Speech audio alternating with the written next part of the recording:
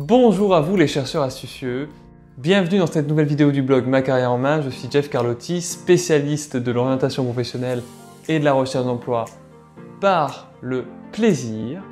Et aujourd'hui, dans cette vidéo, les chercheurs astucieux, je vais vous présenter une checklist de 3 choses à prévoir avant d'aller à vos entretiens. Vous êtes prêts? C'est parti!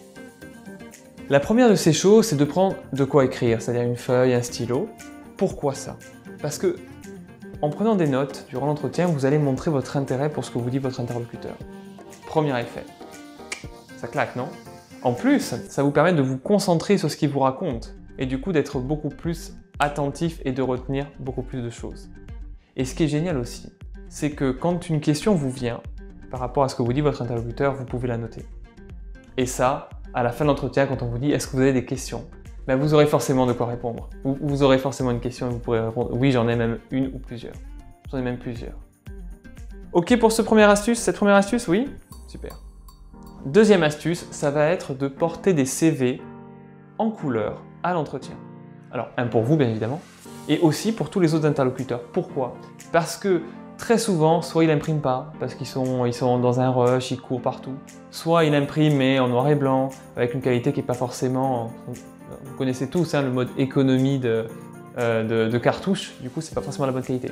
Là du coup, vous allez leur donner un document beau, donc ils vont être agréablement surpris avec votre photo. Donc déjà, vous allez les marquer visuellement, vous allez les marquer parce qu'ils verront votre photo sur le CV qu'ils emporteront plus tard par la suite. Et ils vont avoir un document agréable dans lequel ils vont pouvoir se référer à ce que vous dites. Bah, regardez, à tel endroit, j'ai eu telle expérience. Vous pouvez leur montrer, comme ça vous les faites participer avec votre CV, votre exemplaire, et eux ils regardent sur le leur. Et c'est une meilleure expérience que vous faites vivre aux recruteurs. Et c'est génial, vous ne pouvez que marquer des points comme ça.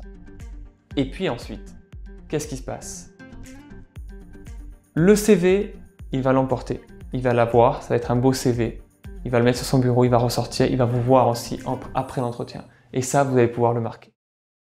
Ça va jusqu'à présent? Oui? Super. Allez, la troisième astuce maintenant, c'est les cartes de visite. Et moi, je vous invite vraiment à en faire parce que vous pouvez voir, donc vous mettez votre nom, votre prénom, vos coordonnées. Et moi, ce que j'adore mettre, c'est une photo. Parce que le fait de mettre une photo, eh bien typiquement, le recruteur, il va se rappeler de vous. Il va avoir vu votre visage en entretien, il va avoir votre photo sur le CV, votre photo sur votre carte de visite qui va sans doute traîner quelque temps sur son bureau. Donc il pensera à vous, c'est de la répétition, il pensera à vous. Et puis ce qui est génial, c'est qu'en échangeant les cartes de visite, vous allez pouvoir récupérer les coordonnées de vos interlocuteurs et qui sait peut-être les appeler ultérieurement, après l'entretien. Ces 3 astuces que je vous répète, prenez de quoi écrire, imprimez des CV en couleur et de bonne qualité et portez des cartes de visite, si possible, avec votre photo. Voilà, gardez ça en tête, mettez en application, surtout ne croyez pas sur parole, testez, voyez le résultat que vous obtenez et décidez si vous conservez ou pas la technique. Si vous voulez avoir d'autres vidéos, être au courant des vidéos qui sortent, cliquez sur la petite vignette pour vous abonner. Et si vous voulez du contenu méthodologique beaucoup plus puissant, je vous invite à aller de suite, là maintenant tout de suite, sur mon blog Ma Carrière en Main et à vous inscrire à la newsletter si ce n'est pas encore fait. Je vous souhaite une excellente journée et je vous dis à très vite pour la prochaine vidéo.